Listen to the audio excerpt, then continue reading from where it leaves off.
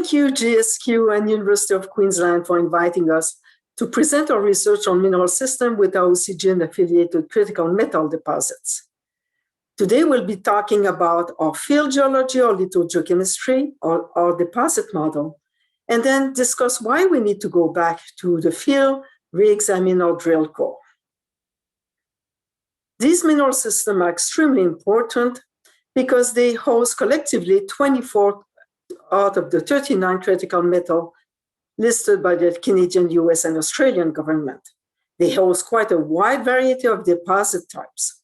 What I'm going to talk about during this talk is as applicable in Canada on field exposure as it is applicable to the drill core collections that you have in Queensland or throughout Australia. In the field, what we've been able to observe is the full metasomatic evolution of the mineral systems in non-metamorphosed setting. So if we take this andesite here, the ascent of a voluminous hypersaline to saline fluid plume that triggered those systems will transform it totally into albitite. In the process, it will change dramatically the composition of the rock. And to visualize that, we have defined a series of barcodes using the molar proportion of sodium, calcium, iron, potassium, and magnesium in whole rock chemical analysis. Normal volcanic and plutonic rocks of shortgenetic and calc-alkaline affinities will fall with these barcode signature. Sedimentary rocks with these barcode signature. The andesite I just showed you would be around here. Now, when you transform the andesite into an albitite, all the elements beyond sodium are gone to the fluid plume. The fluid plume has changed its physical chemical conditions, but it's still in high disequilibrium with upper crust rock, and it reacts again over and over again as it ascends towards surface. In the process, it forms a whole series of alteration facies, each with distinct mineral assemblage and each with a very, very distinct whole rock geochemical composition. The same way as cations are coupled and decoupled at each facies, metal association and metal endowment will vary at each facies, giving you a whole variety of mineralization type, a whole variety of deposit types. So we start with the hypersaline fluid. We make the albitite corridor. They will be barren during primary crystallization. Then we move on, and if there's carbonate, we'll form skarn, and at the high temperature calcium iron alteration, we'll start making iron skarn and iron oxide apatite deposit, some of which will be rich in phosphorus, others in heavy rare earths, niobium, vanadium, others in fluorite. The systems evolve and form the high temperature potassic iron alteration and critical metal rich deposits with gold, cobalt, bismuth, but also quite a wide variety of other potential mineralization and byproduct. The fluid evolves, precipitate the high temperature potassic iron alteration. That marks the onset of significant copper precipitation and magnetite group IOCG mineralization. Then, if there's carbonate, we may form polymetallic potassic skarn, and quite often we will form potassic alteration rich in K-feldspar that will give us some K-feldspar felsite breccia that are barren during primary crystallization. We move on to the low temperature potassium iron alteration and precipitate hematite group IOCGs. And then here's all the leftover, what was not precipitated beforehand will precipitate at the end, forming a whole variety of epitomorpha, a whole variety of deposit types and vein type deposit type. Now, iron oxide is very common, but in some cases, you may be crystallizing iron carbonate, iron silicate, or iron sulfide variants. Now, that's a simple system, but as soon as you have external fluid coming in, you may favor the the formation of low temperature alteration facies. If you have magma emplacement and heat ingress, then you may favor the high temperature facies. And depending on what comes in the main fluid plumes, you can end up playing yo-yo here. If you have faulting, you may have overprinting, you may displace an albitite, for example, into the field of fertile alteration, and that will give you albitite-hosted uranium, gold, cobalt deposits, and it can even, if it's remobilized, give you some things that look like orogenic gold. If we have a brief look at the variety of field geology of those mineral systems, well, let's start with the sodic alteration. Any host rocks nearly can be transformed into albitite and lead to albitite corridor. Once albitite is formed, then it's easily brecciated. If there's carbonates, you'll form skarn with clanopyroxene and garnet. The next thing you'll be forming is the high temperature calcium iron alteration with amphibole, apatite, and magnetite. It will replace skarn. It's distinct from skarn. It will lead to iron oxide apatite deposit, and it may lead to heavy rare earth enrichment, such as the apatite in here that is rich in rare earth and orange. Now, to have rare earth mineralization per se, you need to remobilize, you need to destabilize the rare earths in the apatite and move it to form vein or breccia pipe, rich in apatite, britolite, kenosite, allanite, whatever. That's the example of the apatite britolite veins of the Josette rare earth deposits in Canada. The high temperature calcium iron alteration is very, very good at preserving host rock texture, forming selective strata bond alteration, either with amphibole or magnetite or both. It can replace perfectly a volcanic rocks and leave its phenocryst perfectly intact, but it can also be very high in temperature and induce folding and have metasomatic minerals defining mineral foliation, very typical of metamorphic rocks, but there's no overprint by orogenesis. It's all done during this mineral system development. If the fluid then move on to the high temperature calcium, potassium, iron, like it will often do in large sedimentary sequence, then you may form gold, cobalt, bismuth rich deposits. They'll be often very rich in arsenopyrite, but they can have pyrite and pyrrhotite, and all sorts of other sulfide and arsenites. The next thing that will happen then is the high temperature potassic iron. You precipitate a lot of biotite if you were in that kind of host rock, but it will also precipitate a lot of K-feldspar if you were, for example, in volcanic rocks.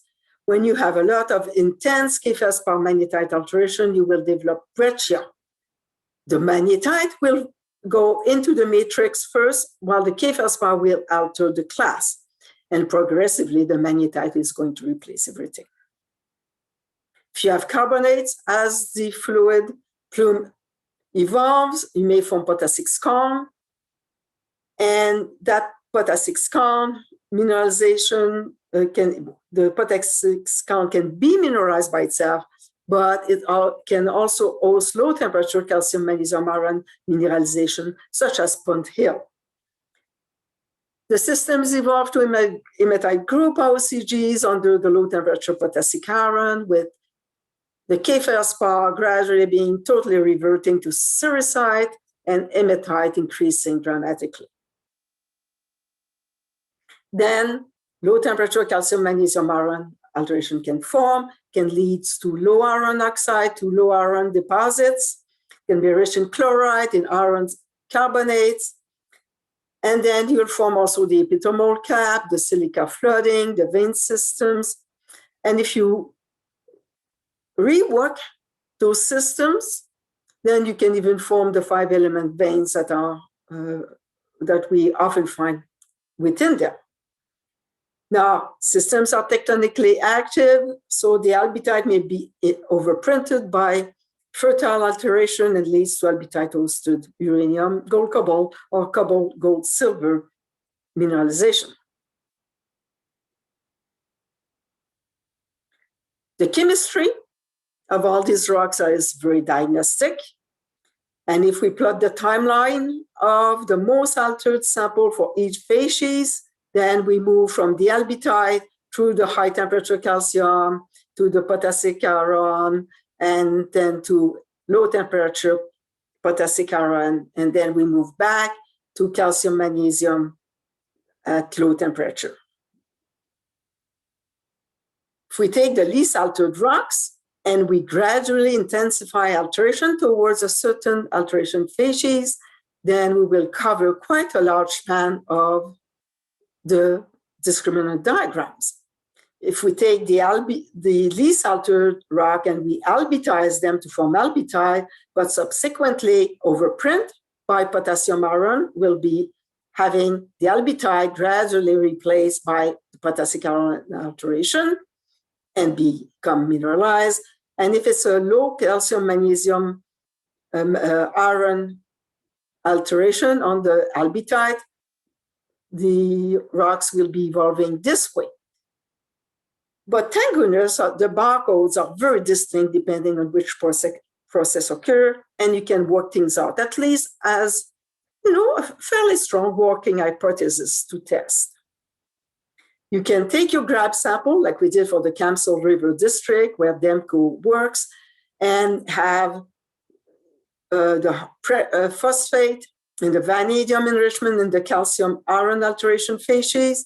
And because the system has moved on to potassic iron alteration and potassic facies, it also has started precipitated rare earths at the high temperature calcium iron. At NICO, potassic iron, you precipitate the copper, calcium, potassium, iron, you precipitate the bismuth, the cobalt, the gold, and the tungsten. Least altered rocks, you don't precipitate much. You can plot also your metals into the discriminant diagrams and again work out what is going on in terms of metal endowment as your alteration facies evolves. You can take an entire deposit and look at all these varied alteration facies and observe what is the impact of mineralization when the last stage, the low temperature calcium, magnesium, iron alteration overprints skarn and potassic skarn to give you a copper gold mineralization with silver, zinc, and lead. So we have the tools, we have the models, we have the case examples. We even have rock physical properties of all the varied alteration facies. We even have a case example that has been metamorphosed at drain-like facies. And we've started doing metamorphic phase equilibrium modeling of all our alteration facies and the variety of their intensity of alteration to see what we would get in high-grade metamorphic terrain so that we can best optimize exploration of our high-grade metamorphic terrains for those deposit types as well. So the systems are simple and predictable for mapping and exploration if you focus on the space-time relationships of alteration facies. If you look at the texture, the structure, the distribution, it can be a total mess. But as soon as you go back to mineral assemblage and to which alteration facies they belong to, things get a lot simpler and predictable. So we can play, for example, with the NICO deposit.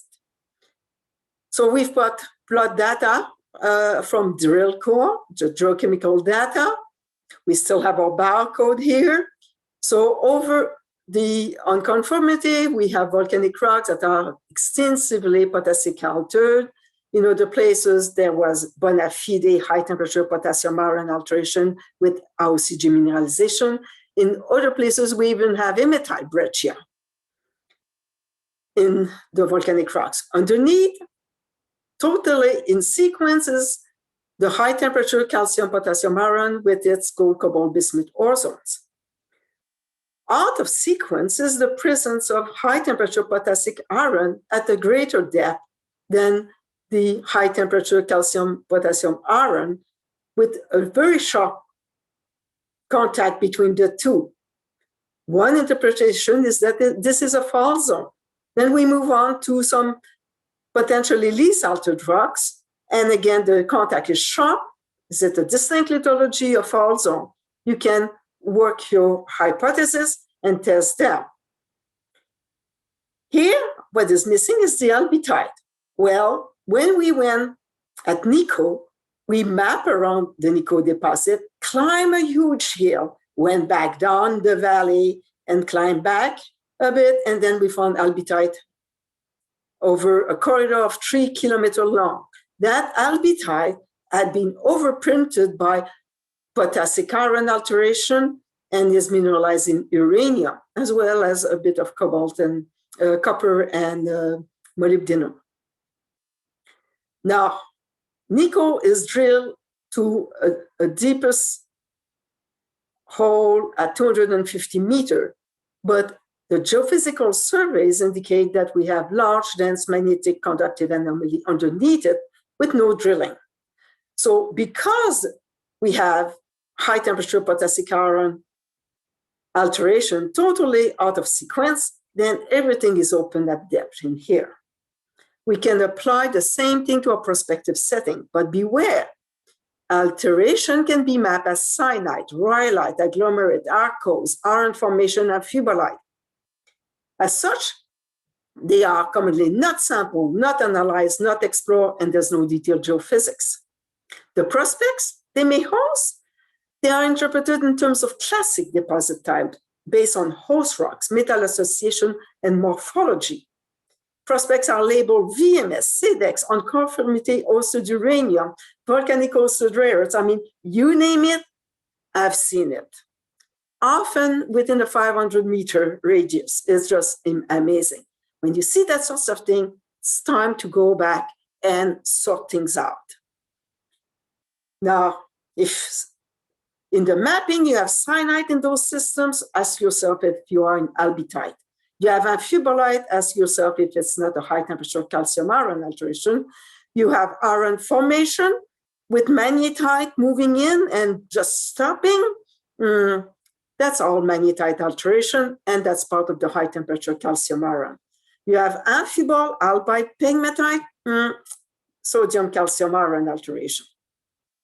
This is important because if you find that in the field, then you know you have to be exploring in your area for either iron oxide apatite deposits because you have loads of magnetite, but because in some parts you have a tiny bit of K-feldspar that tells you that you're moving maybe towards the high temperature potassium, iron, calcium alteration, and the potential for the Nico deposits, such as what we observe here.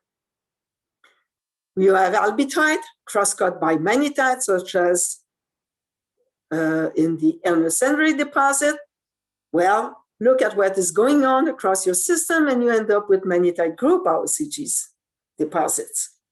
So whether we're in Canada or whether we're in Australia, we have very prospective settings. Their critical metal resources is largely untapped. Alteration is commonly to map better. Prospects are to explore better. The deposits are there to be discovered. And the deposit types needs total reclassification, which we have started doing with through our collaboration with Geoscience Australia, USGS, and the Geological Survey of Queensland.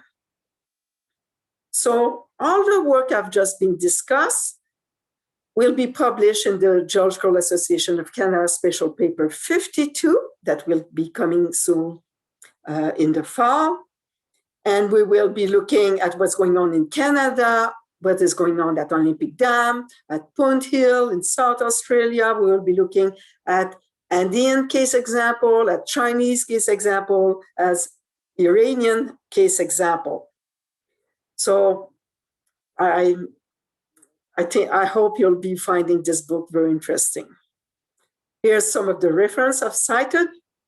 And when it comes to Canada, critical metals is often coming with a view. But let's not forget that we have new and historic infrastructure. We have tons of collaborators, whether it's at the national level, international level, whether it's with private sector and academia, but also we're collaborating with the mineral exploration company of the Dene First Nation, DEMCO. So thank you so much for your attention, and do not hesitate to contact me if you want to learn more. Thank you.